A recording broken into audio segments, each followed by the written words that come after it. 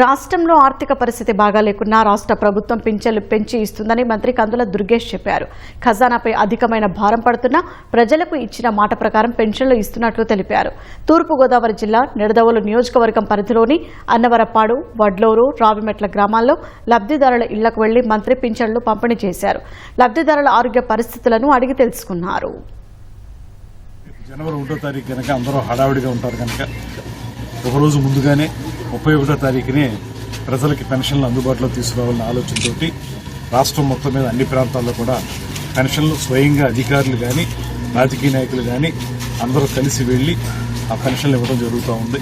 3,000 రూపాయలు ఉన్నదాన్ని 4,000కు పెంచడానికి ముఖ్యమంత్రి గారు ఆ రోజు ఉన్నటువంటి ఆర్థిక పరిస్థితి దృష్ట్యా ఇవ్వలేని పరిస్థితిలో ఉన్నప్పటికీ కూడా ప్రజలకు ఇచ్చిన హామీ మేరకు 4,000కి పెంచడం, అదేవిధంగా దివ్యాంగులకి పెన్షన్లని 6,000 నుంచి 3,000 నుంచి 6,000కి, అంతకు మించి ఇంకా ఎక్కువ మంచాన్ని పట్టి ఉన్నటువంటి వారు ఎవరన్నా ఉంటే వాళ్ళకి 15,000 దాకా ఇచ్చే కార్యక్రమాన్ని కూడా చేస్తూ ఉన్నారు.